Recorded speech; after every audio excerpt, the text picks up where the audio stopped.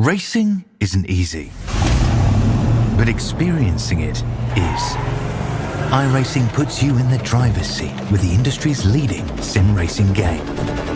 Drive on laser scan replicas of the greatest racing circuits from around the world. Go head-to-head against other drivers chosen by skill-based matchmaking to ensure competitive racing at every level. Compete across all your favorite series. In officially licensed cars, engineered to deliver the most accurate driving experience possible.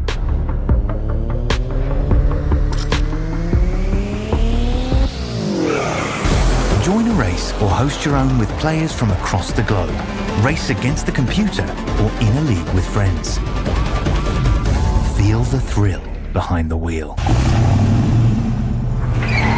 Visit iRacing.com.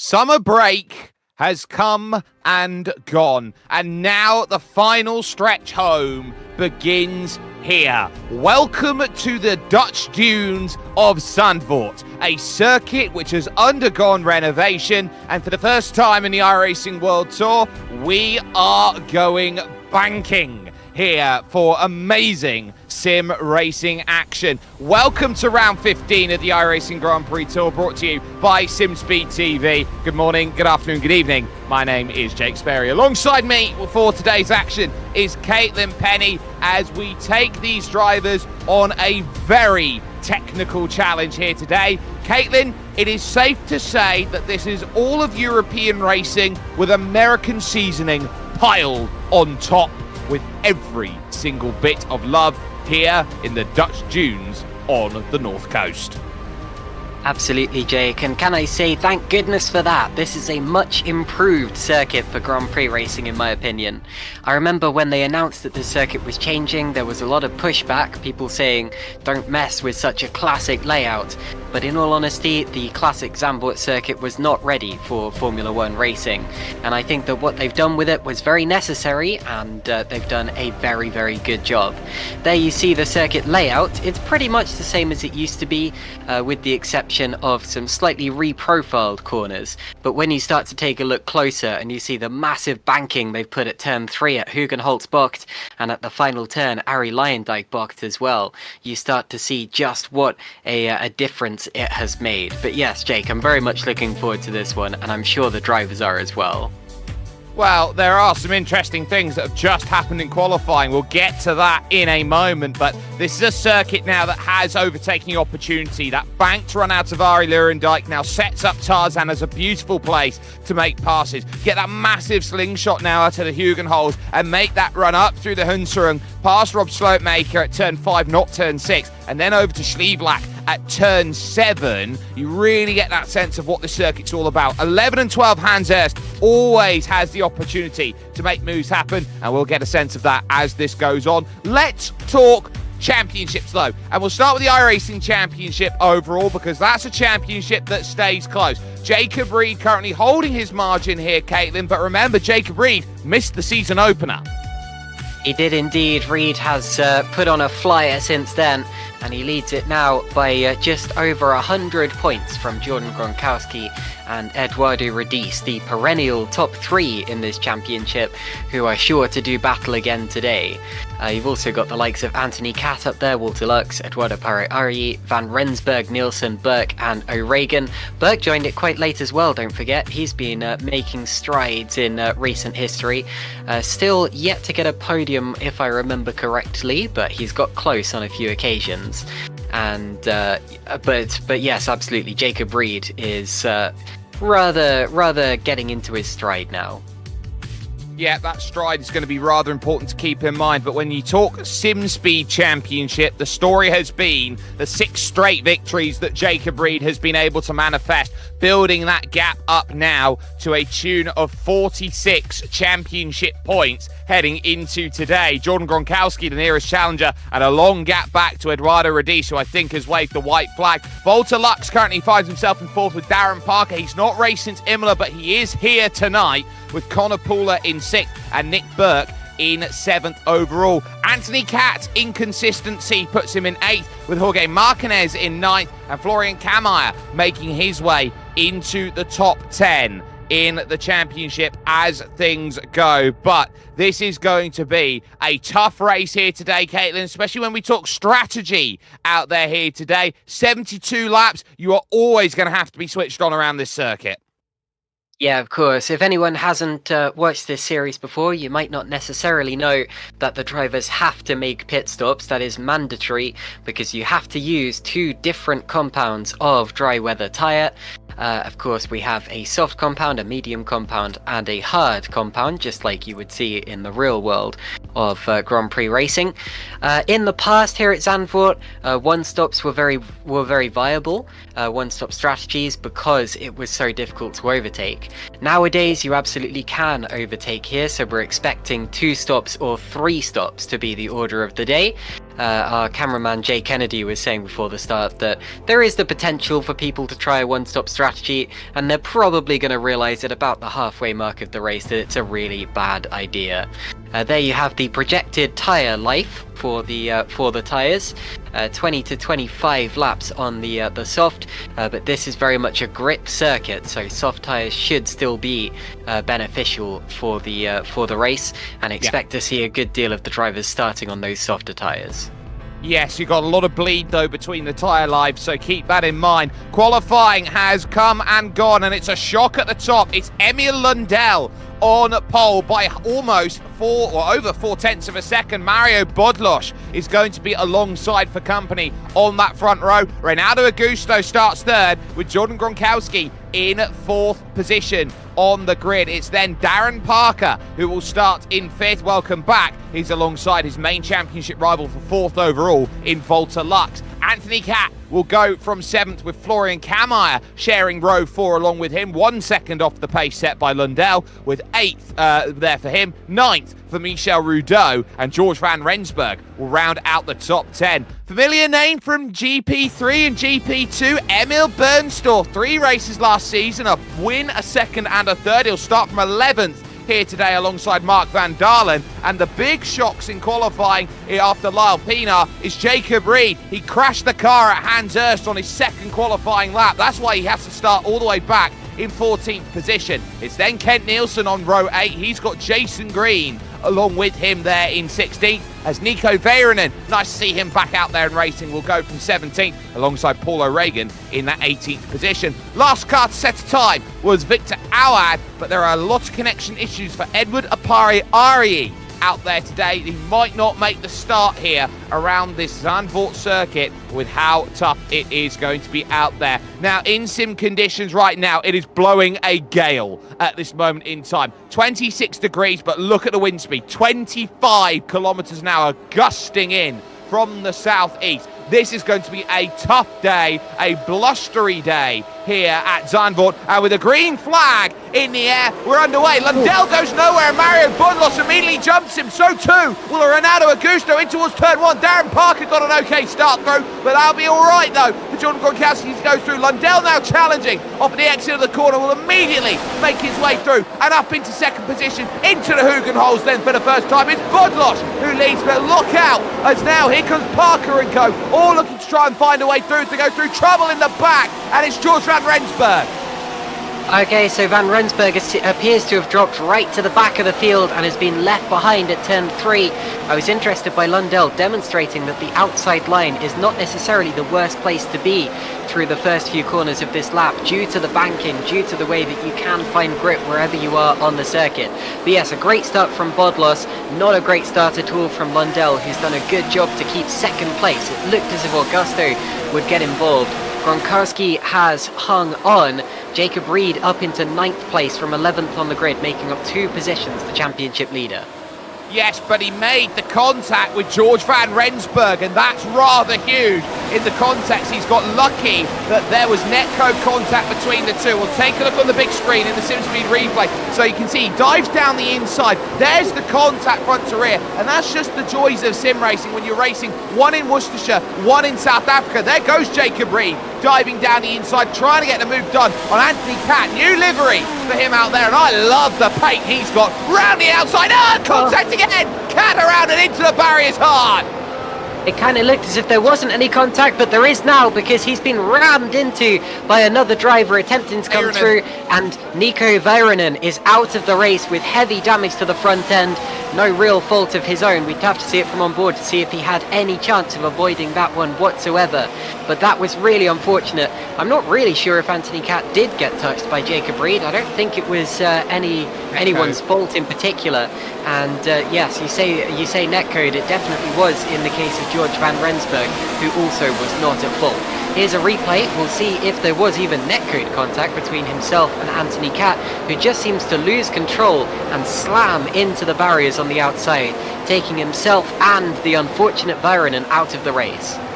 Emil Bernstorff looking at this, thinking, what is going on with the championship leader right now? He will look to hunt down Jacob Reed for position. No DRS until lap 3. Fastest laps being set. Here goes Emil Bernstorff to the inside of the championship leader. Can't find it quite at Tarzan, trying to go through. Anthony Catt is amazed by the netcode. He's very upset over the in-sim communications at this moment, but running through everybody on the medium tyres to start. Whoa, who's that in the barriers? And off, it's Walter Lux. Yeah, Walter Lux there, the Austrian, in the wall and missing a rear wing, just as we just saw with Anthony Catt. I very much hope that wasn't another case of netcode contact, because that would be very, very frustrating for everyone involved. We're seeing a replay. Is that Darren Parker? He's on the tail of... Oh, he loses it by himself into the wall. So easy to do. Everyone likes to attack the curb off the exit of the Hugen holes, and as such you get limited grip values as you go over that section, so you've got to be alert to how much traction you can put down underneath you. As you can see, Jacob Reed gains another one free ahead of behind him, is Emil Bernstorff. Ahead of him, Florian Kammeyer, the German driver, who's looking to try and really push in the number 13 machine here on lap 3 of 72. 2 cars clear at the front. It is, of course, Mario Budlos and Emil Lundell who lead this one right now. Reed with the fastest lap of the race, on the back now of Florian Kammeyer, looking for that run over through turn 2 at Gerlach, and that leads, of course, to the Hugen holes. That big, long left-hander banked where you can try and get as much of a run up the hill as you now dance through the dunes. We'll take a replay. Yep, this is where Jordan Gronkowski got up into 3rd position, up the inside of Ronaldo Augusto, and through he goes into the Tarzan Bocht. which actually looks slightly less banked than it is in real life, but that might just be a trick of the camera. But Bodlosh leads, followed by Lundell and Gronkowski, who is in 3rd position. Augusto still 4th. Darren Parker still in 5th position. A rather chaotic start to the race. 15 cars remain. Yeah, so Edward Apariari couldn't make the start. No, George Van Rensburg out. Nico Veranen out. Anthony Cat out. Volta Lux out. 5 drivers out, and 2 very big ones in Cat and Lux, the 5 and 6 seed, jumping into today by their iRacing. Out of Arie Lurendyk, one of the most famous Dutch IndyCar drivers to have ever existed. And now here comes the look from Jacob Reed, down the inside of Florian Kammeier, gives him an acre down on the inside line, so much so that Emil Bernstorff will also follow suit. So Florian will try and learn from one of the best to do it out there at this moment in time, rushing through at the Hugenholz and back up the hill again. Kammeier now drops back from 6th down to 8th. And can I just say what an honour it is to be commentating on Emil Bernstorff. I remember watching him winning races in GP3 back in the day. I said to Jake when he joined, that name rings a bell, and then it all kind of came flooding back to me. And in my opinion, it's a bit of a travesty that he wasn't given more of a shot in GP2, only being given 1 round for Arden back in 2016, and I think he could have done some pretty good things if he'd been given a full season at that level. But whatever the case, he's here and he's racing in the iRacing SimSpeed Championship in 7th position as it stands. We're watching Mario Bodlos, who made a really good start, flying through the banking now, leading Emil Lundell, who was you have to say, slightly out of position on the grid according to his iRating seed, but did an awesome job. And there is the move. Jacob Reed is up into the top 5 already. What a start, what a charge through the field from the championship leader Jacob Reed, who is ahead now of Darren Parker. Well, 6 straight victories. He's gunning for a 7th right now, and he easily got by there into Tarzan on Darren Parker. Parker Cena goes, first time he's raced since Imola here in the iRacing Grand Prix World Tour with us on SimSpeed TV. Emil Bernstorff also last time he raced was Imola, but that was last year where he finished 2nd position. Had a win last season, of course, with Emil Bernstorff at Virginia International Raceway. So at VIR, Emil Bernstorff picked up a victory there, running through turn 10 and looking for this charge back off the exit. DRS zones, there's 2 of them on this circuit, and you have to use them to full effect. There goes Emil Bernstorff looking straight down the inside, getting the pass sorted. Little bit of gravel kick up and a massive kick of oversteer off the exit now means there's a chance to fight back for Darren Parker here. Not necessarily. He would have to get a much better run out of this final corner. You see the DRS open. I think it's quite a brave decision to have a DRS zone going all the way through that final corner. And Jacob Reed's got past Ronaldo Augusto now. We've just switched to the 2 of them. So Reed is now up into 4th position. And I tell you what, if you'd counted him out for the victory when you saw him qualify in 11th position, do not count out Jacob Reed yet. We have plenty of time still to go in this race. And the fact he's fought his way through the field so quickly is rather ominous for the drivers ahead of him. 10 places gained in 6 laps and 1 corner. That's incredible by Jacob Reed standards. Yes, contact with George Van Rensburg. Yes, the contact with Anthony Cat. But Jordan Gronkowski will be looking behind thinking Jacob Reed is sat there right now, and he wasn't expecting him this quickly in this race. It's a 72-lap race, remember. And that's going to mean now that for Gronk, he's going to have to put his blocking boots on and realise just how much of a threat Jacob Reed is going to be in this race. Not just for his 3rd position right now, but to Emil Lundell, the Swede, to Mario Bodlosh out there, the Austrian. And those 2, I think, are going to be really, really interested in how quick Jacob Reed is right now when he's got the fastest lap check mark next to his name. Slipstream coming into play. Bernstorff looking to try and follow right now with Jacob Reed. Can't quite find the pass on the Brazilian Renato Augusto just now, but looking through Gerlach. Again, it's not there, but he's looking for setup right now, and it's big setup that you need out of the Hugenholz. Yeah, everyone on the same tyre compound at the start as well. So I was expecting at least a few people to start on the softs. I said that before the start of the race, and I was wrong on this occasion. But that does mean that we should see some divulging strategies later on in the race, some diversifying strategies rather. Here is Jacob Reed on the back, That's not Jacob Reed. Who are we looking at here? Mario Bodlas, sorry, leading the race, followed by Emil Lundell. It's got a lot closer there. My apologies for not recognizing the livery. Emil Lundell looks very similar to Jacob Reed's car, with some slight differences, a couple more tints of red on that car. Here we go through, and Emil Bernstorff has got Ronaldo Augusto apparently. Just saw that change on the live timing. There are the two of them, and Bernstorff is up into 5th. Yep, so Emil Bernstorff making the pass then, comfortably gaining the position, and now looking to try and charge. Augusto now has also fallen behind Darren Parker out there, so it's double trouble out there, and now through it's going to go Florian Kammeyer, so there's more out there, and for the race lead, there goes Emil Lundell, straight through on the inside, we see on the replay, and jumping into that first position, which he had from the pole. So wonderfully done there to get that pass sorted, and is looking absolutely wonderful at this moment, and now already has nearly broken a second. But look at Gronk, because right now, you look at what Jordan Gronkowski's got. He's got a very hungry Jacob Reed behind him, looking for a way through on lap 9 here of 72 to try and get the pass sorted towards Hans Esch. He's not going to find it just yet, but he'll set up now for Tarzan. So Lundell has, big kick of oversteer from Gronkowski there, little bit of a twitch. Lundell has got the lead, and as you say, has already extended out of DRS range. And considering that Lundell got the pole position, he is another one not to be counted out. Now look at Jacob Reed, he's going for 3rd place. These two, the protagonists of the championship so far, and he has got it. So Jacob Reed already up into 3rd place from 11th on the grid. Here's Florian Kammeyer getting up into 6th place now, around Darren Parker. Kammeyer makes the move stick as well. They've both got past Ronaldo Augusto since last time I saw this battle. Augusto's dropped back a little way, and there's even more moves going on further down. Paul O'Regan swapping places with Mark van Dalen. But yeah, I wonder what happened to Ronaldo Augusto. Remember, he was 3rd earlier on in this race, already down into 8th place.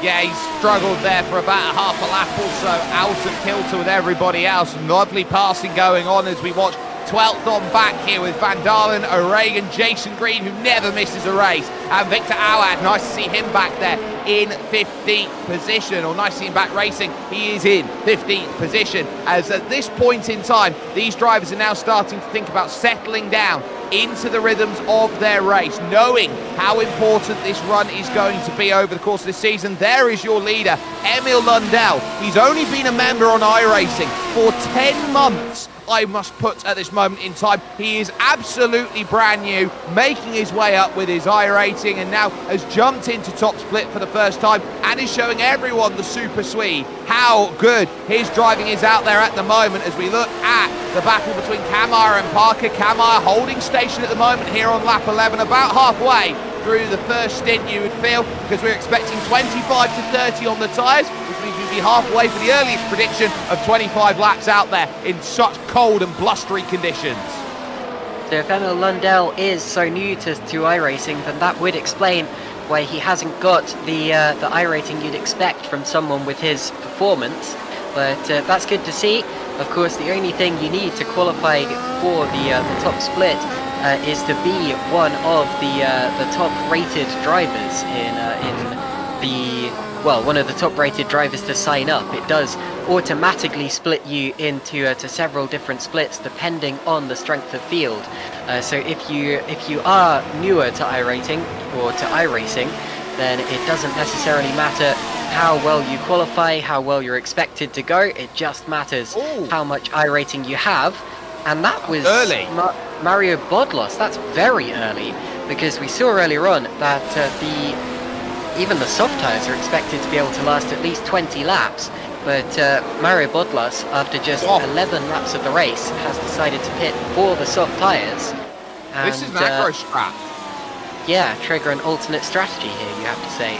Oh, look at where he's going to come out, though. Look at where he's going to come out. He's right in the thick of Mark van Dalen's battle. And this is what's going to cost him in his race strategy right now, because he's got to get by Van Dalen on that fresh set of tyres. And then O'Regan, and then Lyle Pienaar, a South African. This was an awful bit of timing there in terms of where he came out. He needed another lap. Look at him attack through turn 6, trying to find Robert Sheeblack.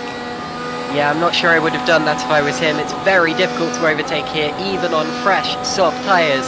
And also, he's now given Jacob Reed a bit of clean air. Did we see Emil Bernstorff pass Jordan Gronkowski, or was that something that's happened off camera? That's happened. Because I have to say, I missed that. So Bernstorff is now up into 3rd position. So Bodlos coming into the pits has triggered bedlam in this race. And now he's got to find his way through a swarming mass of carbon fibre. Let's take a look back at the race lead, shall we? Yeah, because Emil Bernstorff's just got through on Jacob Reed and has passed his way up into 2nd position with a 1:12.122 fastest lap and a SimSpeed Championship bonus point in the back pocket to go along with that. We're seeing so many great moves down in towards Zandvoort turn 1, out on track, and Emil Bernstorff timing that one beautifully, getting the move done. It's been non-stop to start this race. Yeah, and it's been a while since we've seen Jacob Reed genuinely pass for position, especially at the start of a race. These two are on equally, they're on equal tyres. The tyres have got to be basically identical at this point in time, since they've both done the same number of laps on the same compound. But Bernstorff, completely genuinely there, has overtaken Jacob Reed to go up into 2nd position. Both of them have been on a real charge, and normally you have to have maybe a 20% advantage over your opponents in terms of pace in order to get through in a place like that. But here's Mark van Dalen fighting with Jacob Reed. Bodlos has made a couple of positions up, and his next target will be Paul O'Regan for 11th position. Yeah, that was Mark van Dalen off the road actually at turn 9, Masters turn sometime afterwards it is there, but Mark van Dalen off the road is the only reason why Mario Bodlos got through, so that's rather shocking right now that Bodlos can't get the soft tyres to work at the moment. He might need a couple laps in these cold conditions to get them up to an operating window. Up over the top of the hill at Shevlack corner goes Jacob Reed, chasing Emil Bernstorff, chasing Emil Lundell. It's not often that you get to say it's a 1-2 at the moment for the Emils, as there goes Mark van Dalen's year 1 car off the road, a light tickle with the grass. Yep, just a little mistake. He'll be back in the race and continuing as if nothing happened. And Emil 1-2. Talking of Emils, we have Emily Van Camp watching on in the YouTube chat. Hello, Emily. A couple of drivers in the YouTube chat who could be out there if they really wanted to be. You've got George Van Rensburg, who unfortunately retired earlier on. Same with Anthony Kapp through no fault of his own. But also, is that Jorge Marquez in the YouTube chat? Well, welcome in. I mean, if you feel like it, get yourself back out there soon. Mario Bodlas now does get through, and Emil Bernstorff into the pits. So Bernstorff in from 2nd position, having just passed Jacob Reed. And it's really interesting to see so many drivers pitting, not through necessity. Oh, it's a long stop. It's a long stop for Emil Bernstorff. Has he been caught speeding on the lane? He might have been caught speeding, jumping into the pits. Right, so does it give an automatic stop go if that happens? Well, whatever's happened there, this is a mighty long stop for Emil Bernstorff. He's still down in the pits. I reckon he'll be stuck for about 40 seconds. Look, 30 seconds right now. He finds himself, the time bleeding away, his race ticking away right now. Emil Bernstorff, what has gone wrong here? He looked all right on the lane. Now, we might need to see for an unsafe pit entry. That might be the only other thing that's out there. So he pulls over to the right-hand side of the circuit, jumps in, maybe a little bit too aggressive with the white line. That's the only thing I can think. He was well in on the line by the looks of things. And then for whatever reason, he's pulled into his box and he's been stuck there for a minute. He's still there. I'm really confused here. Absolutely no idea what could have happened to Emil Bernstorff. It won't be damage. We haven't seen him come into contact with anyone in this race so far. And even if the game had given him an automatic penalty, there's no way it would have been over a minute, over 100 seconds. We have absolutely no explanation for what is going on right now with Emil Bernstorff. And unfortunately, that is the end of his chance to win this race. Well, he's currently streaming right now on Twitch, and by the looks of things, he's sat in his car, and so it's a case where he's gone in there, and that's pretty much that. So that might be what's happened. He might have not had enough fuel in the car. Yeah, Anthony Cat in the YouTube chat saying Bernstorff half fuel, so not enough fuel for Emil Bernstorff. If that really is the case, how has that happened? Because there's no refueling allowed on these cars. I mean, he can't have gone out on quali fuel because then he'd have already run out of fuel by now. So how has this actually occurred? By not putting enough fuel in the car on the starting grid just before getting up to setup. So a massive mistake by Emil Bernstorff. His race all but over out there at this point, and we continue on here at Zandvoort. Emil Lundell, your race leader. Jacob Reed, now free from the shackles of Emil Bernstorff, now finds himself in second. It's Jordan Gronkowski who is now in third overall, and Darren Parker in a big battle for fourth position now with Florian Kammeyer and co. Keep an eye on Mario Bodlosh, because on that lap he did a 1:11.6, a second and a half quicker than the drivers in front, and that will net him the race lead if he can continue on this vein of form. Yeah, so an absolutely bizarre retirement from Emil Bernstorff. It does look like he's just selected the standard setup or something. Here you see Mario Bodlos, all over the tail of Michael Rudeau, not making it easy for him into Scheivlak, and to be honest, the track isn't making it easy for him either. Oh, look at that. Almost thought about a dive into there. You can see just how badly he's being held up. Of course, no fault of Rudeau's. He has the position and the incentive to stay there. Mario Bodlos has the obligation to find a clean way through completely by himself, and this is why I would not have gone for the strategy that he went for. It's a rather confusing one. Here's Darren Parker on the back, and Florian Kammerer is in fourth position now, running very, very well. The German driver in 13th position. And Bodlos has now got Rudeau. I saw the positions change on the timing screen.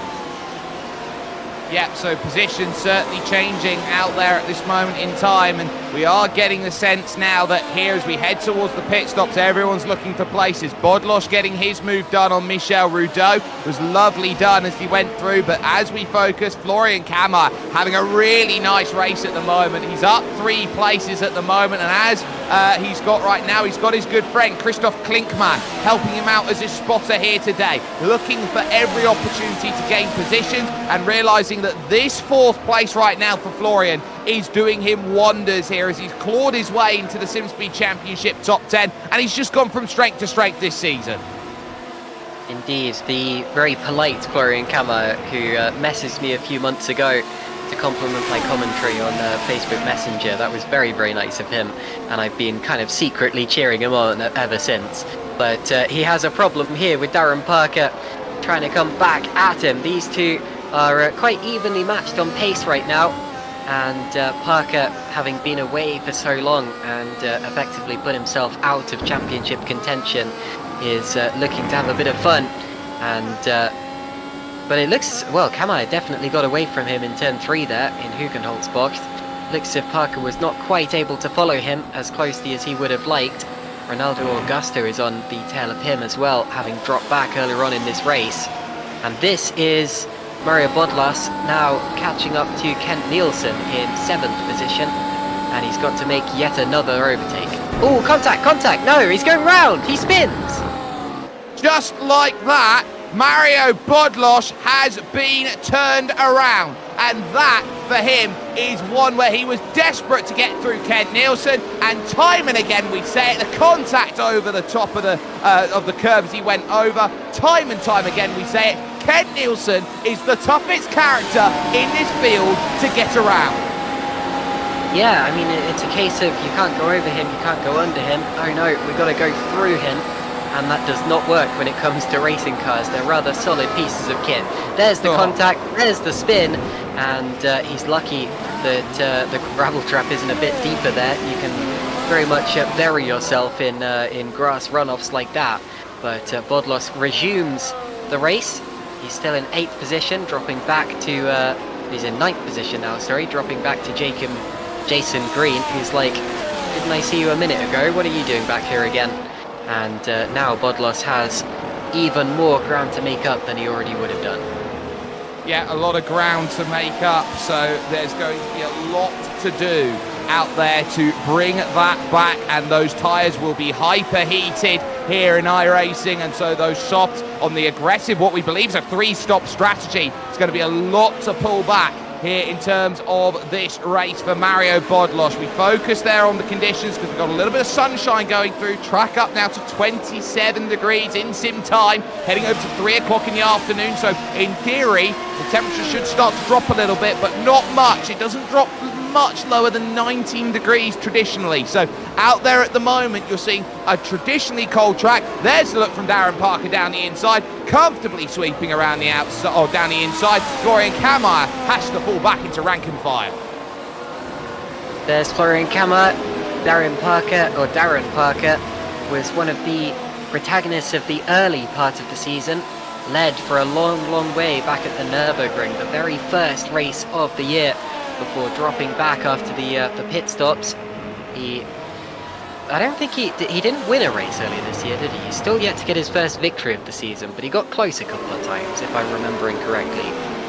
Darren Parker's got his one win this season at Sebring, so he does have one to his name, but hasn't made any starts since Imola, and that's why he's fallen so far back down in the championship into P5 and is right in there with Volta Lux, who's out, and no Connor Pooler here today, so he's definitely going to be confirming that 4th place in the championship as much as possible. Now here's the SimSpeed replay up here, and this is up the hill, so this is another chance then to try and find these moves. Look how close they're going to be up through this section. Mario Bodlos trying to get by Michel Rudeau again and can't find his way through. Yeah, that's where he was stuck behind him for a long time before as well. He'll have a chance now. The DRS will open as he goes through Arie Luyendyk Bocht, named after the IndyCar and kart star, very fittingly, since it's basically an oval section of track. And into the pits comes Michel Rudeau, so that'll make it easy for him, and Bodlos can still use the DRS that he earned through being less than a second behind through the detection zone. Doesn't matter that the car's not there anymore. And hopefully a more straightforward stop for Rudeau than we saw for Emil Bernstorff earlier on. He exits the pits after just 4 seconds stopped in the box. Bodlos is 8th, but now he has Kent Nielsen ahead of him again, and we saw how that ended last time. Yeah, we certainly did, and so try and get by Kent Nielsen again. He's got about 5 seconds to chase that gap down as Florian Kammeyer continues on his run with Darren Parker. Renato Augusto on the back of this one as well. All still within 10 seconds, there or thereabouts, of your race leader, Emil Lundell. As we say that, though, we've got drivers diving into the pits. Jacob Reed is in for his stop. Early, he was dropping about 0.2 of a second a lap to Emil Lundell. A nice 4.2 second pit stop, and the number 1 car has gone predictably onto a set of softs. Yep, kind of medium length pit stop for this series. Goes onto a set of softs, and he will push after this one. He actually hasn't come out where I expected him to. I thought he'd come out just ahead of Kent Nielsen. Actually drops behind him, showing that Mario Bodlos has not lost as much time as I would have expected. But now Reed, of course, has to get past Nielsen as well. Here we see him on the outlap. The good news for him is that the soft tyres get up to temperature pretty quickly, so he should be able to use all the grip that he can through Scheiflach and Rob Slaughtermaker Box. Here he goes into the middle part of the circuit, a little bit wide from Nielsen, and he's going to get very close to the back of that car now. Hopefully he'll get through relatively swiftly without being held up or impacted in any way.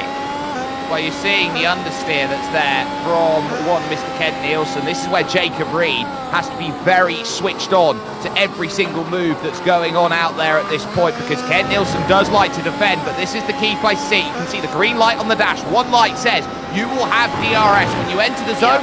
2 lights, you've got it active. 4 lights, you've now got it there, right down on the bottom, full bore, great on by. Thank you very much. Kent Nielsen pretty much sits down and says, what could I have done differently there? Out of the pits goes Gronk, out of the pits goes Darren Parker, both of whom are going to fall behind Mario Bodlos then after this stop. So those 2 drivers are going to now have a lot of work to do, and Jordan Gronkowski here has really fallen backwards into the clutches of Darren Parker over the last couple of laps. He looked very tentative jumping into the pits, as now it's Kammeyer and Augusto, and Augusto's just jumped through on Florian Kammeyer. That puts him 2nd currently on the road. Makes you wonder what could have been for Mario Bodlos. He'd have been ahead of Jacob Reed if he hadn't had that spin. Of course, he would still have a 10-lap disadvantage in tyre life, but he'd have made the move nonetheless. Here's the move we just saw, is that Ronaldo Augusto going past Florian Kammert up the inside. Meanwhile, Emil Lundell is in the pits from the lead of the race. So Augusto has a choice now. Do you stay out and lead the race? He does. Florian Kammert comes in behind him, so Augusto will lead. Lundell will bolt on a new set of tyres, presumably hold the lead, but it all depends on what Jacob Reed can do. So we're watching the championship leader, and Lundell, I think, is still on, and Reed takes the lead, and Lundell is still on medium tyres. And that's why 111.2 from Jacob Reed, a wonderful lap to find him there. Oh, and Emil Lundell almost throws it in the barriers out of Gerlach into the Hugenholz in just a blink of an eye. He's struggling on the cold tyres, but it's another set, I believe, of the medium compound tyre. So Emil Lundell is going alternate. This is a medium soft two-stop. Oh, well, I very much hope that that disconnection is only on our end, and it appears to be. Okay, that's good. Oh no, oh, we're having problems here. Well, hopefully that is not anything that's going to affect the drivers.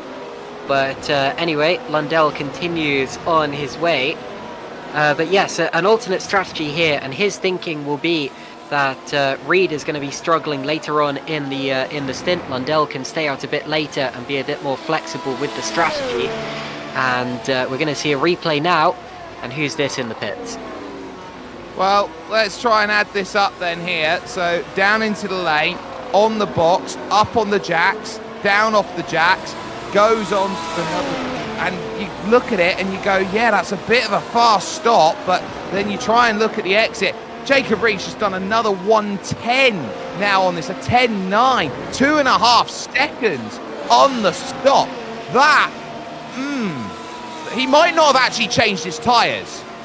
Yeah, now our broadcaster is saying in our ears that his stop time does not add up. You can see it's a 2.5 second pit stop, whereas everyone else has been doing 4-second stops. Now, there's not really much you can do to speed up your pit crew. So unless he's just got extremely lucky, then something has happened there. But if he has stopped and not changed tyres, that it begs the question of what has actually happened in that pit stop, whether anything has been done to the car. And that is a little bit confusing, how he can gain about 1.5 seconds and yet somehow not change tyre compound and seemingly not do anything different to anyone else. So we're hoping that he has changed tyres, because otherwise he'll have to make another pit stop. He will have to make another pit stop anyway, because everyone will. And into the pits comes Ronaldo Augusto, giving Jacob Reed the lead of the race, as Jordan Gronkowski makes a move on Mario Bodlos. Well, the only other driver who came in behind was Florian Kammert, is now exiting the pits, goes Ronaldo Augusto, 4.3 seconds there as he went through. So I wonder there whether that's just something to do with stationary time, or because it looked similar. It did look similar, but I wonder whether there was something maybe with the timing there that was slightly different, or the way that he was lined up in the box that gave him that opportunity out there, because it didn't look like there was anything really that was too untoward with the stop. So we'll get a look at that as they go through, and that's the difference there. 1.5 seconds effectively stopped in the box is the difference that you see. But Jacob Reed, after starting 14th position on the grid, is leading this race by 4.5 seconds out there at this moment in time, and is proving right now why he is the championship leader and why he is a force to be reckoned with. I thought Reed was 11th on the pits, on the grid rather, but he was definitely further down. 14th, okay, I must be misremembering that somehow. And there you see a move. That's Darren Parker now going around the outside of Mario Bodlos. So Bodlos is reaching the stage in the race where his soft tyres are not quite so fresh anymore. And while he was able to jump ahead of his main rivals, there's not really much hope of that anymore. And there you see Darren Parker getting away already into 4th position in this race. So yeah, now the question is whether Emil Lundell did change tyres. Anthony Catt was saying in the YouTube chat, that's strange, medium, soft should be easy. And of course, if that was easy, then that would be the preferred strategy. And the difficulty now is that there's no one really to hold Jacob Reed back. He can just extend that lead, as we've seen him doing at every point in the championship and gain time when and where he can. And the only thing that could really have stopped him is if Emil Lundell had come out ahead and been able to challenge him, been able to hold him off. Now there's no one there, so unless Jacob Reed makes a mistake or loses time, he should, and I'm saying this very, very early, but he should have this one to lose. Well, Jacob Reed right now makes this his playground at this moment in time. He won here a year ago back on the flat version of this circuit, which was his mega charge up through to try and take the championship lead, which he did ultimately win that championship in the end by 14 points. Now, coming into today, he's on 287 championship points, Caitlin. Last year, he won the title on 286. That's very impressive indeed. Very, very impressive, considering we've still got so long to go in the championship. I think one thing is that the drivers are being a bit more loyal this year. A lot of the drivers are turning up for every race, or at least most of the races, which we didn't necessarily see last season. But even so, this has been quite a performance from the likes of Jacob Reed. It's good to see that sometimes we still get other drivers throwing spanners in the works. Of course, most of the championship has all been about Jacob Reed and Jordan Gronkowski, but we've had appearances from the likes of Walter Lux, Darren Parker, of course, Jorge Martinez earlier on in the season. On this occasion, Emil Lundell has been a challenger. So while the championship has been a bit of a whitewash, the individual races haven't exactly been easy. They haven't been handed to Jacob Reed on a plate. This one, you've got to say though, it has not been as competitive as we would have liked so far. Jacob Reed has dispatched of the field very convincingly, and once again proving that the number one seed is wearing the number one for good reason.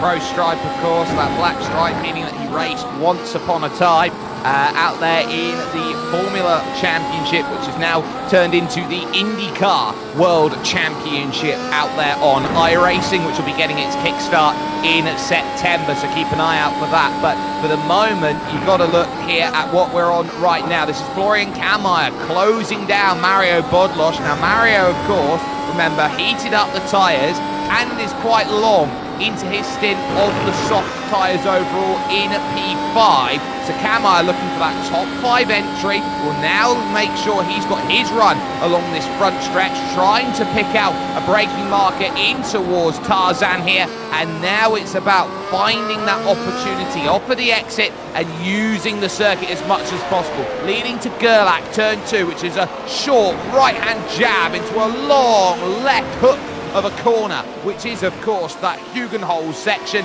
and now up through the Helgsrud, and now through Rob Schlootmaker and over towards Schlieglack, turn 7, and pretty much the marquee of what this circuit is, and diving through the dunes now in these consecutive right-hand bends. Yeah, one of the trickiest parts of the circuit, in my opinion. Slightly curved braking zones. There's always a chance for a dive bomb. Florian Kammeier taking a look there at Mario Bodlos. Bodlos leaves the door wide open. They'll be side by side down the straight. That is a DRS zone, if I remember correctly. And now they break into the chicane. Kammeier not quite able to hang on this occasion. Germany versus Austria right now, and Austria is coming out on top in this battle. Mario Bodlosh is just about doing what he can. Florian Kammeier now giving chase, getting right up and into the pit goes Mario Bodlosh, and I don't blame him to get off of his soft tyres. He's got himself 40 laps to go right now, 41 laps to go, so 20 and 21 on the soft tyres, and he'll be aggressive between now and the end of this race. So that's pretty much where he's sitting up, looking for opportunities here in this one. He'll fall behind Kent Nielsen on the road, and he'll fall behind his good old friend Michel Rudeau, so he's got to get by the Frenchman once again. Indeed, but that pit stop is on cue for Mario Bodlos. We saw at the start of the broadcast that soft tyres are expected to last around 20 laps, and of course he pitted at around about lap 12, so he has lasted 20 laps on those tyres, and I think 21 laps it's saying there, and as a result of that, he now has a straight one-stop race to the end. I say one stop from now, he's already done 2 pit stops, so it would be a 3 stop in total. and that would take him up to the checkered flag. There is Victor Aod saying yet to pit, actually. Is he the last driver yet to make a pit stop?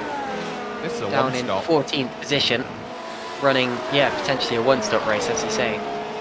Yep, so down there, hasn't yet made a way through. He's just lost the place to Mark van Dalen, so that puts him now down in 14th. But out there on a set of medium tyres that he's run since the start of this race, I would predict that he's probably going to pitch sometime in the next 2 to 3 laps or so, go on to the hard compounder tyres, and then go out and try and make his race from there. That's probably where we sit and see him out there in this one, trying to work his way to a top 10 for result here, and that would be a SimSpeed Championship point in the back of the pocket. 8th, 9th and 10th, by the way, Rudeau, Bodlosh and Paul O'Regan. Of course, Mario Bodlosh has come out on that brand new set then of the soft compounded tyre, and now he's looking to chase up the hill here in these dunes and over across the right to Sheevlack.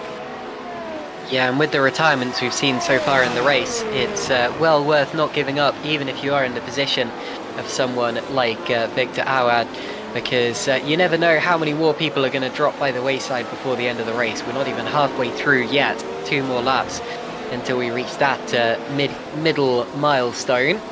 And here is Mario Bodlos for the 3rd time about to overtake Michael Rudeau.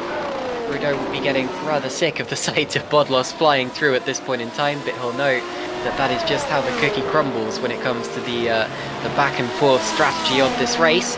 DRS wide open on the back of Mario Bodlos' car now. You get that when you're within a second of your opponent. He is easily alongside him and gets through into Tarzan, up into what is now 8th position, but he should be able to catch some of the drivers ahead of him before the end of this stint. Yeah, he definitely should be looking at that. It's Ken Nielsen who'll be next, who's about 8 seconds down the road, and then Ronaldo Augusto a further 8 seconds beyond of that. So that's what's going to be in his mind at the moment. But right now, I would say keep an eye out on those times between Emil Lundell and Jacob Reed, because they're not fluctuating as much as maybe we'd expect them to out there at this point of the race. Jacob Reed puts a 12-1 down on the board. Emil Lundell comes over the line and does a 12-3, so only drops 0.2 of a second, but you see the differences in terms of those laps. They are trading at this moment. The difference is there, 0.2, 0.3 the other way, 0.2. Emil Lundell is pinning Jacob Reed at about 5 to 6 seconds, and you feel that if Emil Lundell can put on a set of softs and then go out and attack the final stint of the race, he's definitely got something to prove, the number 16 car. Number 16 driving like number 2 or even number 1 today, but yeah, you have to say he must have changed his tyres. There's no way that they would be this intact at this point in the race if he had not changed his tyres in the pit stop. So how he was able to make such a fast stop, I'm not entirely sure, but whatever the case, he's clearly still got the pace. And I've been watching the lap times of himself and Jacob Reed. Reed was really getting away at the start of the stint, setting laps in the late 110s and early 111s, as Victor Awad finally comes in for his stop. But yes, now both Reed and Lundell are in the early 112s, showing that it's really steady between the two compounds of tyre at this point in the race, and we're right on a knife edge where it could go back the way of the medium tyred runner as the race continues.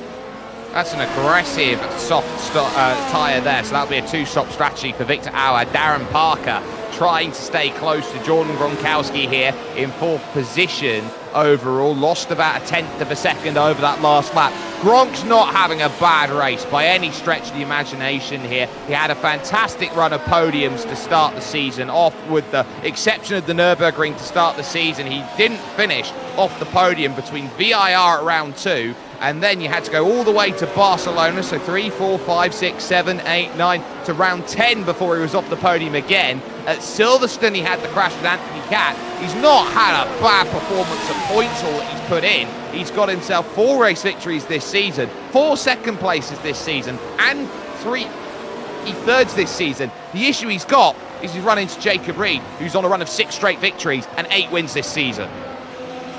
Feeling rather Max Verstappen-esque for Jacob Reed right now, ironically, since we are at the Dutch Grand Prix. But there are still drivers who can stop him before he reaches that milestone of 10 straight victories. Jacob Reed leading the race by 6 seconds at this point in time, though, still lapping in the low 112s. As is pretty much everyone else on the track, actually, looking at the live timing. Fastest driver out there, according to the last lap time, was Mario Bodlos, not surprisingly, since he was the last driver to stop for the softs and set a lap time. We should see some relatively quick laps coming in from Victor Awad before too long, although his last time around was his pit stop. And still the fastest lap is being held by Jacob Reed, a 1:10.917. Not much chance of that changing until at least another pit stop takes place between the leaders. He's the only driver who's been in the 1:10s. No, sorry, Jordan Gronkowski was only a couple of hundredths of a second off on his best lap, so 2 different drivers have been in the 1:10 so far in this race. And there is Darren Parker, who's got close, slipstreaming his way down the straight, getting a little bit of slipstream from a driver up in front of him, not too much. Not close enough for DRS anyway. And there's Jordan Gronkowski a bit further up the road in 3rd place. Yeah, trying to get that chase here right now, and Gronk here's got that gap at about 3 seconds here to Emil Lundell. 12.3 on that last lap, gained 0.2 of a second. So Gronk is trying to chase down the gap as well here. So Emil Lundell on those medium tyres is going to have to be quite alert to what Gronk's going to be able to do. And this is damage limitation now for Jordan Gronkowski. He's 10 seconds behind Jacob Reed. He knows he's going to struggle to catch him back up at the end of this race. So he might have to try and move into second, stave off that gap, which is currently sat championship-wise at 46 points, and that might go and extend out even further at this point to 52 and potentially 53, depending on where the fastest lap goes, which is currently in Jacob Reed's back pocket at the moment. So this is an important 3-point championship swing if Jordan Gronkowski can catch back up to Emil Lundell and try and stave that gap off, because we know, Caitlin, that next time out it's anybody's game, because it is the high-speed thrill that Monza comes along next. Ken Nielsen in the wheelhouse to be overtaken. Mario Bodlos is back, and he's looking for another move through. See, ironically, and I don't want to panic anyone at this point in time, but ironically, I think that Monza is a track that Jacob Reed should go very well at, which is, I mean, it kind of goes without saying since he's going well everywhere right now. But the thing with Monza is that the fastest drivers tend to come to the front, since obviously you have the long straights, and it is a circuit where you can overtake. So drivers like Jacob Reed, who are undeniably the fastest, tend to go pretty well, and I think that if Reed is unstoppable here, then he will absolutely have no problem with Monza. But obviously racing is less predictable than that. Connor Pooler in the YouTube chat says if there's one thing for certain, it's that Jacob always wins. Let's wait and see. Right now he leads the race by 6.7 seconds, 6.3 seconds through that last split from Emil Lundell. Lundell has 3 seconds over Jordan Gronkowski. Then it's Darren Parker, Florian Kamler, Ronaldo Augusto. And then this fight here between Kent Nielsen and Mario Bodlos. Mikhail Rudeau is 9th, Paulo Reagan is 10th. Looks like Bodlos is going to get the move done now because he has the DRS. And this time gets through cleanly on Kent Nielsen. That's comfy, and here's something that I think is rather interesting with this race right now. With the exception of Ronaldo Augusto here, Florian Kammeyer all the way over to Jacob Reed, who was split by about 0.2 of a second, and Jacob Reed was actually the slowest of the 5 drivers on that last lap. So Lundell was quicker, Gronk was quicker, Parker was the fastest driver of the lot, and Kammeyer did himself a 12.2 on that last go around. So everybody on their own right now is being given license to push at this stage of the race, and that gap creeping under 3 seconds now for Emil Lundell. This is a tough race because everyone knows that those gaps have opened up with the way that they've driven those opening stints. But right now, everybody is equal with everybody else, and it's not often that you get to see that here in Formula-style racing. It's good stuff. Gronkowski is definitely gaining on Lundell. He has been for pretty much the whole stint. It's been steadily coming down, and I wasn't going to say anything because I didn't want to necessarily trust the graphic that I'm being given on the live timing screen. About 20 laps ago, it said striking distance within 7 laps. Then that went up to 9 laps, and then it just stopped talking altogether when it gave up.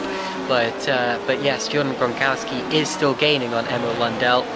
Not sure he's going to catch him before the next pit window. I think that that's probably going to come a bit soon for Jordan Gronkowski. But that does give an opportunity, because even if it's difficult to overtake on circuit, you can always make the most of the pit window. You can maybe go for an undercut.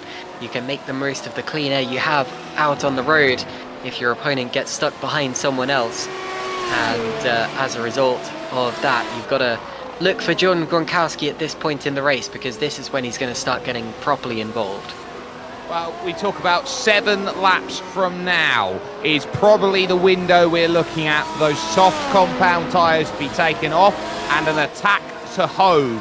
What we expect going on. If you're just joining us here on SimSpeed TV, welcome here one and all. This is the 15th round of the iRacing Grand Prix World Tour here from Zandvoort. And at the moment it is Jacob Reed, your leader. We have had 6 retirees from this race. Edward Apari-Ari, George Van Rensburg, Nico Veyrinen, Anthony Katt, Walter Lux and Emil Bernstorff out of this race. Just the 1 car a lap down right now, which is currently Victor Auad, who is on a very aggressive 2-stop from now to the end of this race. Was very conservative on his hard tyres, went the longest, and now is looking to attack on his soft tyres between now and the end of this one. But at least as things stands for the moment, this is going to be a very tall order race for some to try and get back. And I'd just like to point out that aside from Jacob Reed, who's your biggest mover of 13 places in this field, Paul O'Regan is worth keeping an eye out on, as Victor Auad will try and unlap himself here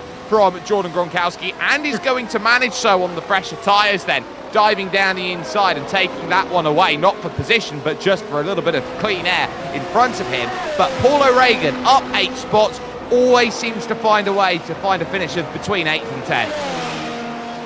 That shows you the difference in tyre life then. Victor Auad, the only driver a lap down in this race so far, but obviously not settling for it and going through past Jordan Gronkowski. You are absolutely allowed to do that, providing you don't get in the way of the leaders and really hold them up too much. And here is that Michael Rudeau? It's Paul O'Regan, sorry, running in 10th position. Quite a few kind of bluey whitish cars in this race, but Paul O'Regan currently in that last point scoring position in 10th position. Jacob Reed, number 1, in 1st position, as he so often is. Only slowly pulling away from Lundell still. His last lap was actually slightly slower. This time around 112.2, that's a better lap. Lost about 4/10 last time around, slightly inexplicably. But usually quite steady in the low 112s, rather consistent drive for Jacob Reed. And he'll be enjoying that clean air he's getting so far. The early stages of this race would have been a bit frustrating for him, losing all that time while passing cars, but I think he knew in his heart of hearts that it wasn't gonna be forever, and that he was going to find himself to the front. That's the belief that drivers like Jacob Reed have, and obviously it's proving fruitful so far as we go into the last 30 laps now. You get certain drivers who win so much they forget how to lose, and that's what we're seeing with Jacob Reed at the moment. Even though he messed up his qualifying effort on his 2nd qualifying lap, threw it in the barriers there at Hans Ersch, he's been able to navigate his way back through, not without controversy though at this point in time. I think it has to say out there at this point, that's going to be something to keep in mind. Florian Kammeier, by the way, if you put all his lap times together, he's probably the most consistent driver out there. He's got a pace, he sticks to it, he sets to it, and is doing a wonderful job at keeping that consistency value going forward. And now, talk to me, Caitlin, about consistency over the course of a race, because every driver wants to be consistent, but you often get the phrase that those who are consistent also somehow find their way to be quick. Yeah, that's very much the case. It's because it takes a similar skill to be both quick and consistent. And really you'll often find that the drivers who are faster make fewer mistakes as well, because when you get into that rhythm, when everything's going so well, you do find yourself just hitting every apex, just sort of flowing with the car. When you're off the pace a little bit, when you're pushing a bit harder to keep up, then you can make mistakes. And also, I've long found that when you try to pace yourself a bit more, when you try to maybe race at 80% to save the tires or save your mental capacity or whatever, you end up sort of losing concentration and making mistakes. Sometimes when I'm racing by myself, it's not when I'm racing with other drivers that I make mistakes, it's when I'm completely out there on my own, which seems kind of counterintuitive because there's less to distract the driver or whatever. But I think that's the point, really. I think these drivers need the stimulation of banging those lap times in, trying to keep them as consistent as possible in the low 112s as you'd be aiming for here at Zandvoort. And I think that's what drivers like Jacob Reed do so well, where they just never seem to make mistakes because they know they have that pace, so they don't need to overdrive or underdrive the car. They can just do it as it comes and somehow end up with a result as a result of that. Well, looking for that result, looking for those points come through. Florian Kammeier, of course, walks into the SimSpeed Championship today down in 10th position. He's had the one podium this season. That was at Silverstone, and he's 3 points down on Jorge Martinez, and he is then a further 6 points down on Anthony Cat. So with Cat out the race, Martinez hasn't had a round since Suzuka, round 4 of the championship. No Nick Burke here today either, who is there on 61 championship points. He'll close right up to Nick Burke as things stand, will Florian Kammeier, but I don't think he'll do enough to quite leapfrog him. So as he goes through now, Jacob Green here out there, or Jacob Reed is in. Now he's made the call to make that stop first. Now that, I think, is rather interesting. 26 laps to go. I don't think that's a bad call because he'll get the best of the tyre life and he'll extend that gap out a bit more. Augusto also diving in.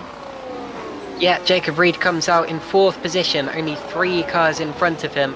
And it's interesting to see how he hasn't reacted to anyone. He's done that preemptively. And as a result, it's Emil Lundell leading the race now by 4 seconds over Jordan Gronkowski. So Lundell's built out a bit more of a gap than he had last time we mentioned those drivers. But yeah, Jacob Reed has come out with relatively clean air, actually. I think that's worked pretty nicely for him. And he now doesn't have to worry about any of the other drivers before the end of the race. Lundell, Gronkowski and Parker will likely pit before he reaches them. And it's pretty straightforward to the end now for Jacob Reed. Lundell stays out, leads yet another lap, as he did at the start of the race, of course, qualified on pole position. And into the pits comes Darren Parker from 3rd place. Well, the one thing we know is that Emil Lundell must come in and make a pit stop. He's gone medium. You have to use 2 different sets of compound tyres in this race in order to make the end without getting disqualified. Parker in the pits. We'll see where he comes out by comparison, as Mark Van Dalen and Michel Rudeau currently scrap about now for the final spot inside the top 10. As things stand, and Mario Bodlosh will come in for his final stop of the race, and it's a long stop for Darren Parker. He's got a black flag. He's been speeding in the lane.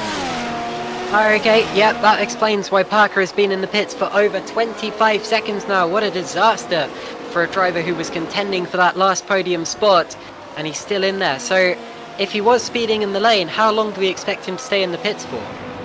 Another 5 seconds or so would probably be in my understanding of how much time you get for speeding. It is a big slam dunk, 44.4. Wow. That's 40 seconds worth of time penalty for speeding into the pits. Well, that's very harsh indeed, but I guess rules are rules. And yes, Lundell is in the pits, so Jordan Gronkowski will inherit the lead, at least temporarily. Jacob Reed should go through as well. Lundell has to go onto the soft compound of tyre here. Of course, theoretically, he could also go onto the hard tyres, but he won't. He'll go onto the softs. Jacob Reed sets yet another fastest lap of the race, goes through on a 1:10.508, and does retake the lead of the race because Gronkowski also pitted. So Reed leads, Lundell comes out second, Gronkowski comes out third, Florian Kamai will now inherit 4th position due to Parker's incident, and Parker is all the way down in 10th position. Yeah, but Gronk's nearly thrown it in the barriers at the Hugenholz corner. He is a lucky, lucky boy to still be in this race, and that's a lapse in concentration from him. Just running wide out of the banking, and he very nearly clobbered the barriers out there on his cold, soft tyres. We'll take a look here, Caitlin, on the SimSpeed replay. This is how quickly it can go wrong. Yeah, you don't want to get that wide over the curbs. The curbs are quite rigid there, and quite kind of almost ruffled on the exit of the corner, and you can very much just skate into the barriers. It can sometimes have a rather nasty effect of making your car turn sharply right. Now we're being told to watch the lap time from Jacob Reed, and it is the fastest lap of the race yet again. It's a 1:10.254, which is over half a second faster than anyone else has been at any point in the race. Jacob Reed is appearing unstoppable today, and he's extended his lead out to 11 seconds. That's the biggest gap that we've seen all day. It absolutely is, and Jacob Reed with a fresh setter boost. That's gone around. Emil Lundell is in the barriers with Mark van Dalen, who was trying to avoid him. Gronk jumps up on the scene, and he's second. Okay, so that's Van Dalen, who was a lap down. I hope there was no contact to trigger that incident between the two of them, but unfortunately Emil Lundell will almost undoubtedly have damage from that, and that has put Jordan Gronkowski back up into 2nd position. What a disaster for the pole sitter. And here's a replay of what's happened, and it looks as if, well, Van Dalen was not involved. Van Dalen was the innocent victim who was getting out of the way of Emil Lundell, and then Lundell went around by himself. Possible netcode involved, but I don't know necessarily. Lundell goes around. Here's what I think's happened here, Caitlin. Here's what I think's happened here. Mark van Dalen's had a spin on his own, and I think we're just about to see it here. Catches it all wrong. Massive kick up as he tries to get that stop. He's pretty much on the line that Emil Lundell wants. He has to drop down the bank. He wasn't expecting it and drops the car because of it. I mean, still, Van Dalen did nothing wrong. It was a good save from Mark, actually, and he was just in the wrong place at the wrong time. And Lundell can't really feel too aggrieved about that, except potentially with himself. Even if you do find yourself not on the ideal line, you still have to be prepared for that. Although he's going remarkably quickly, considering the incident we've just seen from him. Not too much damage then for Emil Lundell. I think that would have been a race ender in reality. And Florian Kammer, while he does have 3rd place, is not fully clear. He's only 2 seconds ahead at this point in time. We could still have a race for that final podium position towards the end of the Grand Prix. Well, he still very much could. He could still find a way to jump through, to gain that extra position and be up on that podium. It's just Florian Kammer that'll have to beat. Paul O'Regan finding himself now only a couple of tenths of a second behind Darren Parker out there at the moment. Those two running very similar in terms of lap times at this moment. Rushing through up at Sheevlack corner now, heading towards Masters, the fast right-hander here, which is so scary when you go out and try and attack on this track. But at least as things stand for the moment, this is what we love to see. Some great racing going on, but it has been a hectic race. Despite the massive gap at the front, all of the drivers in and around have run themselves into some form of trouble, except the top 2 in the championship. And you could argue Jacob Reed's had 2 bits of trouble today. Yeah, but proving that it's not affecting him. He now leads by 17 seconds as a result of that. If more of this comes his way, he could end up lapping the field. Of course, that is a bit of a hyperbole, but he's certainly going pretty darn quickly. A few more drivers have got into the low or mid 110s now in terms of lap times, but I think Jacob Reed will hold the fastest lap to the end of the race. No one seems to have the same kind of pace that he has. He is almost alien speed out there. The 2nd fastest at the current point in time is Mario Bodlos with a 1:10.4, and here is Emil Lundell, who's now within a second of Florian Kammer, despite the incident we've just seen. Yeah. So Lundell back within DRS range in this fight for 3rd place. I don't think he's going to strike immediately. He's too far back to make a lunge then on the German driver, Florian Kammer, rushing through at Tarzan, and now sweeping along towards turn 2 of Gerlach, now into the Hugenholz where you need all of the road and then some to charge up through. Now at this next section of road, now flicking through Rob Slopemaker up the top of the hill here at turn 6, the highest point on the circuit, and then in through turn 7 of Schieblack, now trying to attack what is the more conventional section of this circuit where you need the mechanical grip through this section, through turn 9, heading over to box number 10 out there on circuit here, turn 10, and now looking to attack, but again not finding it. But look at how aggressive you need to be, or look how high up on the circuit goes Emil Lundell. He is using all of his road tax. Yeah, a little bit over the white line there. I don't know how aggressive the track limits slowdown penalties are being today. He didn't seem to be affected by it on that occasion. But anyway, out to the final corner goes Emil Lundell. Actually dropped back out of the 1 second buffer on that lap. So Kamai able to fend him off for the time being. I like the comment from Emily Van Camp here saying Jacob could pit again. Yeah, he probably could actually, because he'd bolt on the faster tyres and then set lap times probably impossibly quick to pass John Gronkowski back again. He certainly seems to have that kind of pace. Although admittedly, Gronkowski was actually faster on that last lap, and the reason Kamai was able to get away from Lundell is because he's been setting personal best laps in this race in the 1:10.6s. That was his last lap, 1:10.616, very quickly indeed.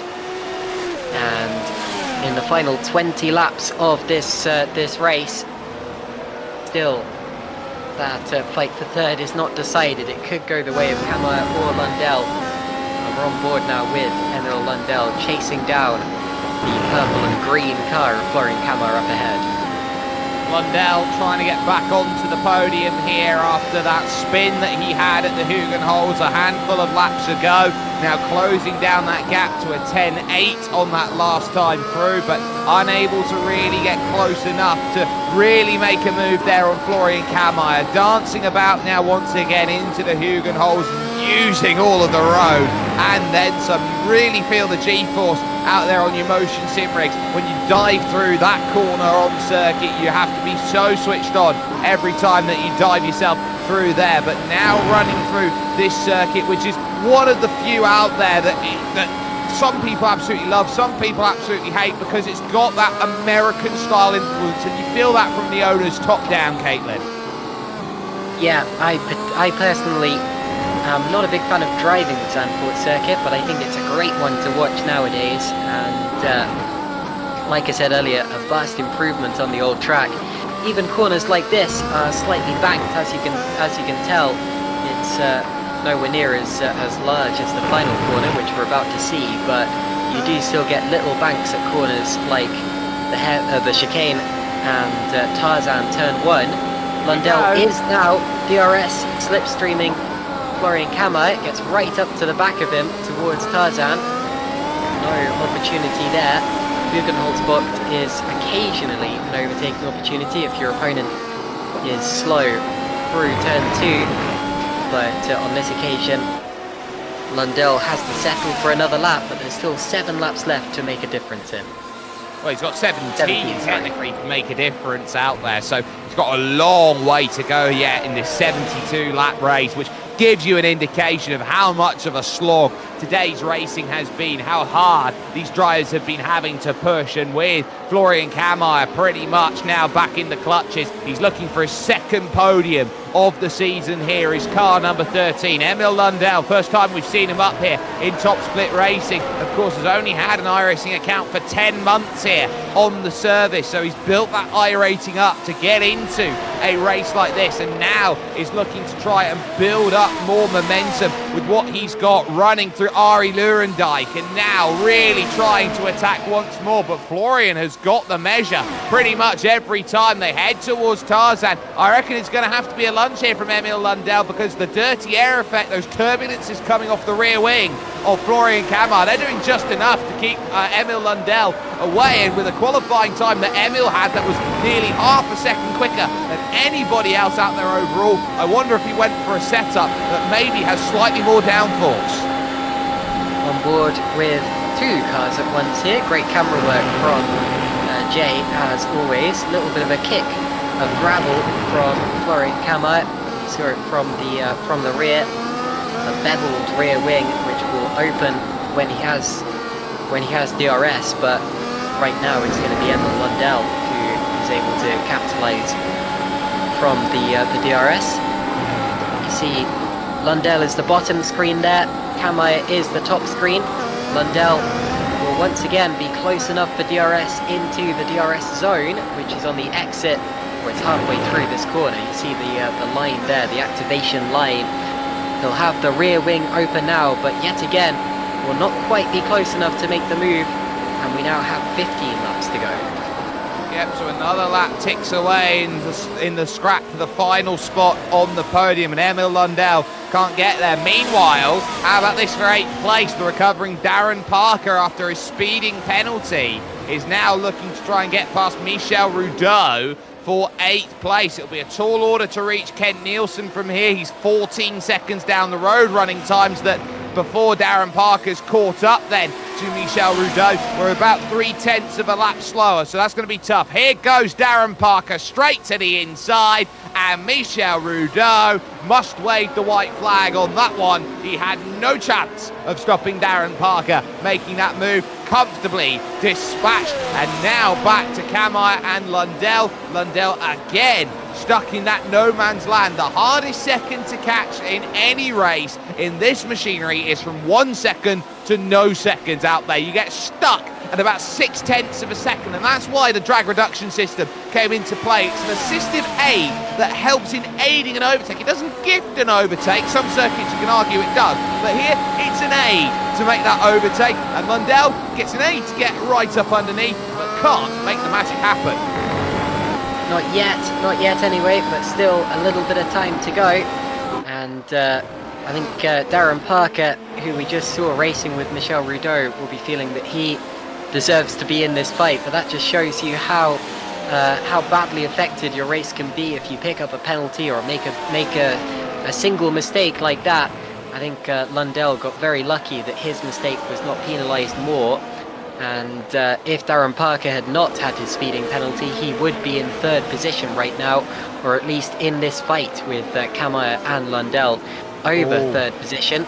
A little bit wide there from Kammerer. Lundell getting the better exit, has the DRS. Now this isn't normally an overtaking opportunity down into the chicane, but he'll be much closer than he was last time around as they go up through the Ari Leyendyk-bocht here. Well, they might need that place on the final lap of the race if they are still scrapping as late as there, but this looks a lot better from Emil Lundell, because Florian Kammerer, of course, with that mistake out of turn 10, allowed this opportunity to manifest, and Emil Lundell is not going to say no twice to that one. Florian Kammerer will see that podium disappear into the hands of the Swede, the number 16 machine, making that pass and jumping up onto the final spot of the podium with that overtake. That is as bread and butter basic as it gets. Yeah, and good driving from both of them. You've got to say, Emil Lundell's car, I'd be very surprised if it's still handling exactly as it was before the collision, so he's had to adapt to that, presumably. And Florian Kammerer did very well to defend for so long and hold off Emil Lundell, who is the quicker driver, who qualified on pole position before this one. And yeah, I've got to say, I've been impressed by these two in this fight to the end. 12 laps to go now as Jacob Reed crosses the line to start another one. Jordan Gronkowski crosses the line now. The gap's still about 17 seconds. There's a question posted by SimSpeed just now saying, with when there's 4 laps to go in the race, would Jacob Reed pit again to make sure nobody else steals the fastest lap off of him? If they were to stay with the gap they have now, the answer would be no, because that would give Jordan Gronkowski the lead. But if he was to extend the lead a bit further, you've got to imagine he'd be considering it. Here's a race for 12th position between Jason Green and Victor Awad. Currently this would just be for points in the iRacing Championship rather than the SimSpeed Championship. Very much would. Victor Awad, who's got the freshest tyres of anybody at this moment in time in this race, looking for that way to gain one more out there and getting past the American Jason Green, who plies most of his trade and most of his iRacing points out there overall in the Spec Racer Ford, is now looking around at Victor Awad thinking, well, what do I have to deal with out there? And that translation is very stark, Spec Racer Ford over towards Formula One car in the Mercedes W13E performance there. But I suppose the Spec Racer Ford, Caitlin, teaches you all the basic handling skills that you need to pilot a car like this, as Victor Awad will sweep on through on the inside and move up into P12. I think he'll feel like he's still racing the Spec Racer Ford, the speed that Victor Awad came through there. But yeah, nothing you can do about that when your opponent has so much of an overspeed. Emil Lundell is now 0.8 of a second ahead of Kamai. Hasn't quite broken the DRS buffer just yet. That would be 1 second. And of course it depends on where the detection zones are as well. I think that Lundell, if he keeps it clean, should be relatively steady with third position now. And the cars are a little bit spread out later on in the race. There are still, of course, fights going on just outside of the points, as we saw between Victor Awad and Jason Green. But now I think it's just a matter of getting it to the flag, making sure you see it at the end of the race. And the only way we're going to have a real shake-up at this point is if someone makes a serious mistake. It certainly does look that way at this moment in time, that all these drivers now are pretty much resigned to a destiny, that they are hoping that they do not fall foul of this circuit. It's a battle against this circuit amongst many other things, and Emil Lundell, a 111.3 on that last lap. Compare that to Kamai's 112 flat. He's fallen outside of the DRS range right now. There are your most positions gained in the race, and underrated gains from Kent Nielsen right now, running about in 7th position. Aside from the contact he had with Mario Bodlosh, which was Bodlosh pretty much running over the top of him at that point, Kent Nielsen has had a really, really nice drive today, and it's needed for him as he struggled this season in comparison to seasons past. Just looking at where he is right now, he's 17th in the championship. He's only had 3 point scoring finishes this season, a 9th at Suzuka, an 8th at Mugello, and a 5th place finish at Silverstone. Indeed, here's Kent Nielsen running in 7th position. This will be a decent result for the number 11 from Canada. And I think it'll be a decent result for some of the relative newcomers in this. And Parker's spun it. Darren Parker has, well, he's bounced off the Armco barriers, and he'll drop out of the points and he'll drop out of the race. So that will give Lyle Pienaar the last points paying position now. And unfortunately, I think he was on his own on track. I didn't see anyone around him, and it's gone from bad to worse for Darren Parker here.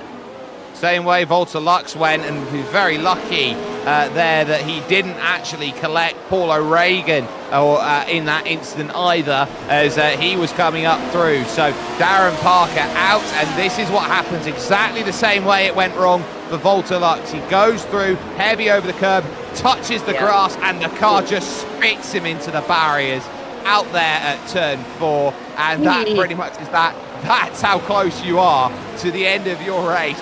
I think it was even Michel Rudeau having to jump out of the way there to try and avoid same liveries out there. But there at the moment is your race leader, Jacob Reed, putting a lap on Paul O'Regan in 9th place. That is a seismic gap that you see right now. And here's another look from Michel Rudeau's perspective. Yeah, this is as he avoids Darren Parker. Really good avoidance there. There are so many drivers I know that would have just ploughed straight into Darren Parker there, would have thought, oh, but I'm going to lose so much time if I go off the road. No, if you don't do that, you're going to be out of the race. So he's done an awesome job to avoid the spinning Mercedes there, and I think that he deserves a round of applause for that, almost as much as the drivers who are going to finish on the podium at the end of this one. But whatever the case, that will still cost him some time as he runs in 8th position. Bronx just had a moment there at turn 3 to Hugenholz as well. He's very nearly thrown it in the barriers a second time, exactly the same way he did the first, just by running wide. Now, you look at this gap here between Renato Augusto and Mario Bodlosh here. That gap is coming down at a rate of knots. That rate of knots is 3 to 4 tenths of a second. every single lap that we see there. Of course, 2.5 tenths of a second there on lap 63, but Renato Augusto cannot feel comfortable in the late stages of this race that a top 5 is still available. Let's take a look at what happened to Gronk here. Once again, the Hugenholm proving to be the toughest corner on the circuit. Look how far off he goes. Yeah, that could have been race over as well if he just got hooked over that curb and spun it like Darren Parker did just now. He'd have bounced off the wall in much the same way. But Gronkowski keeps it under control. It will, of course, extend the gap for the lead, but no one's really watching that anymore. It's just too one-sided, with 18 seconds separating Jacob Reed and Jordan Gronkowski. Is that a move for position, or are we seeing a lapped car? Mario Bodlos there in 6th position, going through on, is that Lyle Pina in 10th place? That's Mark Van Dalen in 13th that he manages to find a way through. Lyle Pina, by the way, what a run by him in P10 out there overall in the championship. I'm not sure that he's got a championship point. His best finish, Lyle Pina, so far this season has been a 15th place at Spa last time out. So for him to be inside the top 10, 1 championship point, that will give him a huge boost of confidence for the South African, but he's got to look behind him, because that is Victor Awad, who is looking to try and steal his thunder late in this race.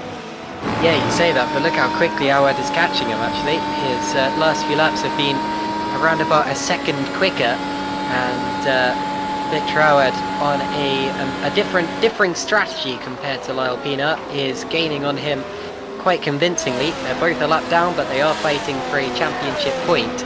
And at this point in time, it kind of looks like Awad's going to get it, but he will have to get past him on the road, which is tricky to do at the best of times. You can overtake here, but you've got to do it right.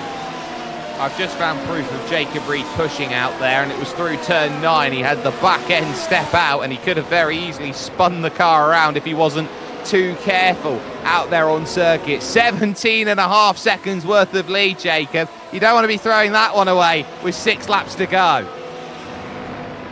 Indeed, Jacob Reed can just coast at home now pretty much.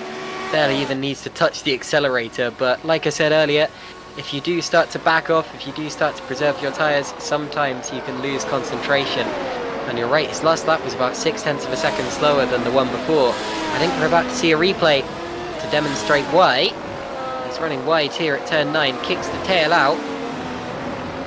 Does have a little bit of traffic up ahead of him. That will be Michel Rudeau, I think.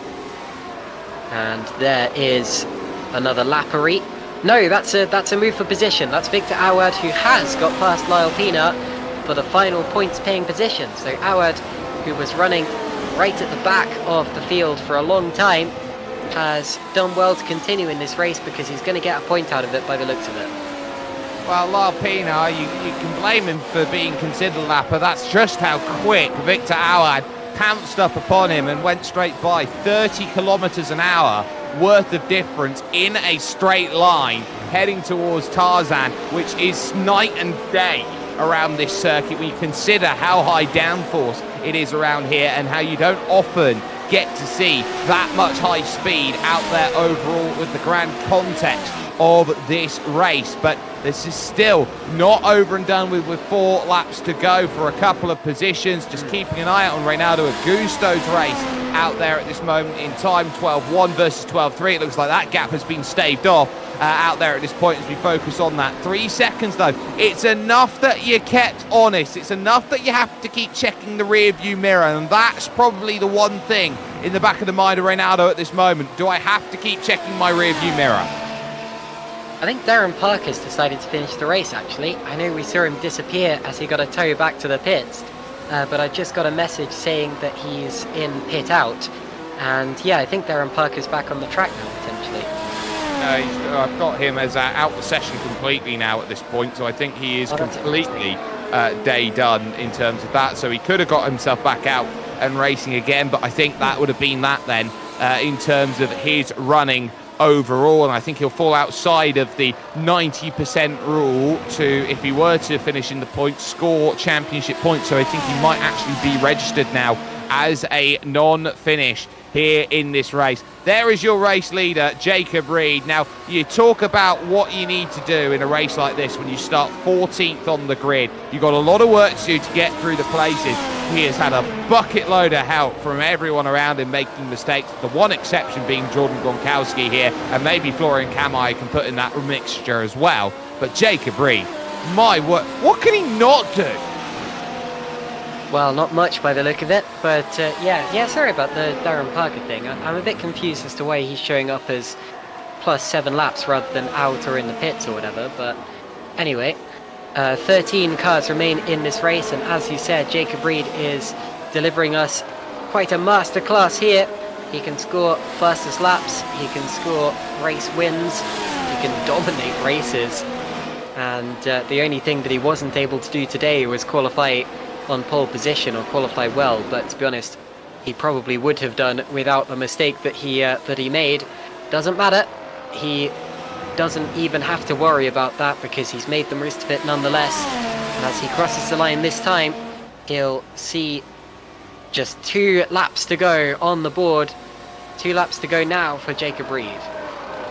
2 laps left in a race which has been his to lose for the second half of this one. Completely thrown himself forward. There are questions to be asked, for example, like Emil Lundell's strategy to go medium, soft. The calls that were there from Mario Bodlos to go onto a 3-stop strategy. You can talk about the contact he had with George van Rensburg. You can talk about the contact he had with Anthony Katz out there on circuit, but the one thing you can't blame him for in this race is for being the fastest driver out there. Of course, and he usually is, admittedly. 7 wins in a row would really be a hammer blow to any of his competition. That's very much, no coming back from that at this point.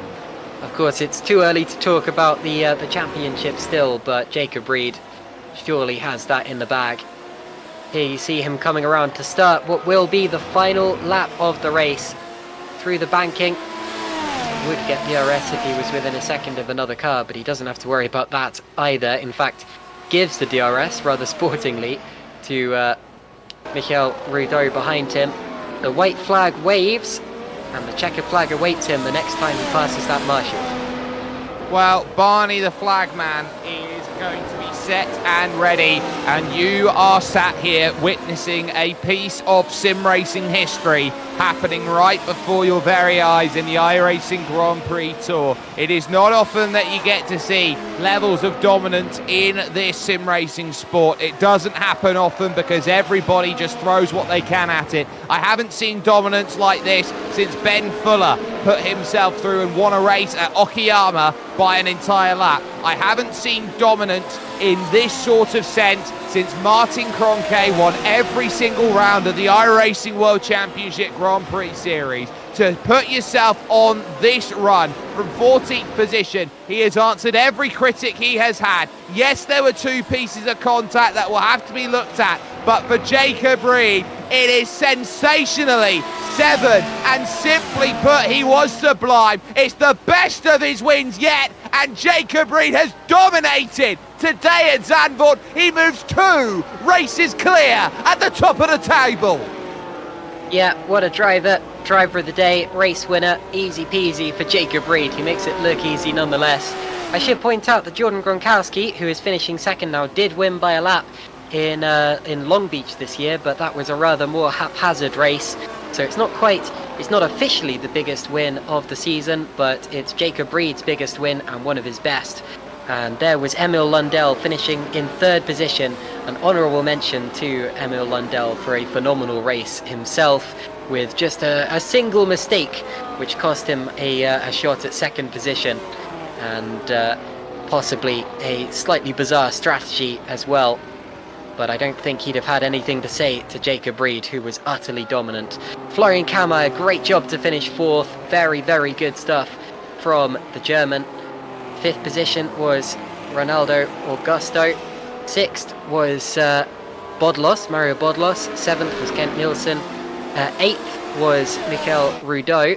And I've just accidentally closed my live timing page. Apologies about that. But what a race that was from Jacob Reed. And once again, simply the best.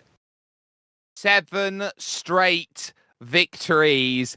And you would think after 3 weeks away that everyone would be a little bit closer. And in the early stages, they definitely sensed that. But 18 seconds over the line, a massive gap between him and his main championship rival, Jordan Gronkowski, who drove a very, very underrated performance here today. It has to be said, he only ran wide a couple times. He didn't really put a foot wrong outside of that. He didn't really lose too much time by his mistakes. It's just the fact that Jacob Reed was just a notch above here in this one. A birth, I would say, in terms of this championship for Emil Lundell, and maybe the emergence of a sim racer to keep an eye out on in future events, finding himself in 3rd position with Florian Kammeyer finishing off in 4th, and Reynaldo Augusto, the last driver, inside the top 5. Mario Bodlosh on a 3-stop strategy would end up in 6th position ahead of Kent Nielsen in 7th, who was the last finisher on the leading lap. And then you got Michel Rudeau in 8th, Paul O'Regan finding himself in 9th position, and the top 10 stolen away in the final stages by Victor Alad, who had the freshest tyres of the lot over the course of this race. It would be Lyle Pinar who he would take that place away, who had himself an incident-free race along with Paul O'Regan, finishing off in 11th. It was going to be the same for Jason Green, but he picked up a 1x incident on the final corner of the race, so he finishes off in 12th, a lap down, with Mark Van Dalen in 13th position, and Darren Parker, who we've got classified as 9 laps down, in 14th position, the first of the retirees. Emil Bernstorff out of the race after forgetting to fill the car up properly over the course of the race. And then the dramatic start to this one, Volta Lux, Anthony Catt, Nico Veiranen, and George Van Rensburg all out of the race inside of the opening 3 laps of this one, and non-start for Edward Apare RE, who could not get his car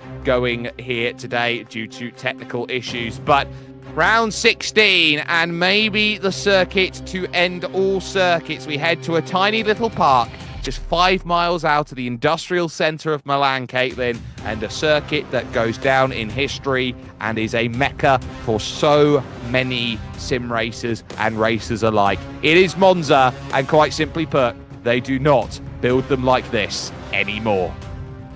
Yeah, the Temple of Speed, Jake. Autodromo Nazionale Monza. I'm very much looking forward to it. Admittedly, like I said earlier, I'm expecting Jacob Reed to win this next one as well, but it is way, way too early to say that. That is simply a prediction. Motorsport is still unpredictable. It's still well worth tuning in. And can anyone topple the great Jacob Reed? Well, we shall see in just 2 weeks' time by the look of it.